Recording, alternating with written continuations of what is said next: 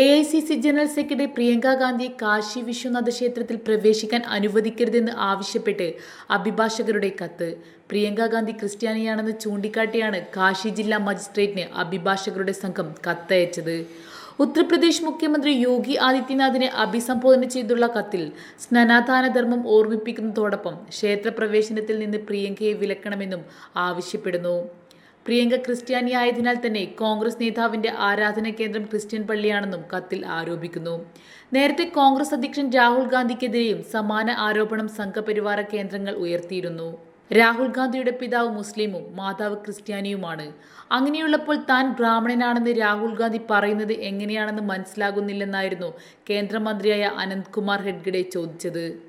അതേസമയം ഗംഗാ നദിയിലൂടെയുള്ള പ്രിയങ്ക ഗാന്ധിയുടെ പ്രചാരണ യാത്ര ഇന്ന് 2ാം ദിനത്തിലേക്ക് കടന്നു. ഭരണത്തിലേറി 2 വർഷം കഴിഞ്ഞിട്ടും യോഗി ആദിത്യനാഥ് സംസ്ഥാനത്ത് ഒരു കാര്യവും ചെയ്തില്ലെന്ന് പ്രിയങ്ക ആരോപിച്ചു. പ്രസംഗങ്ങളെക്കാൾ ജനങ്ങളുടെ പ്രശ്നങ്ങൾ നേരിട്ട് കേൾക്കാനാണ് താൻ ഇഷ്ടപ്പെടുന്നതെന്നും അതിനായാണ് ഈ യാത്രയെന്നും പ്രിയങ്ക ഗാന്ധി പറഞ്ഞു. കേന്ദ്രത്തിൽ രാഹുൽ ഗാന്ധിയുടെ നേതൃത്വത്തിലുള്ള സർക്കാർ വരേണ്ടത് രാജ്യത്തെ സാധാരണക്കാരുടെ ആവശ്യമാണെന്നും പ്രിയങ്ക അഭിപ്രായപ്പെട്ടു.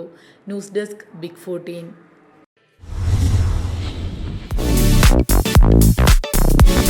Pinky Arabic scarf, square scarf, ready scarf, hijabs, bridal scarf എന്നീ വിവിധ തരം സ്കാർഫുകൾ ഫ്രഞ്ച്, തുർക്കിഷ്, ഇറാൻ, കുവൈറ്റ് തുടങ്ങിയ ഡിസൈനുകളിൽ.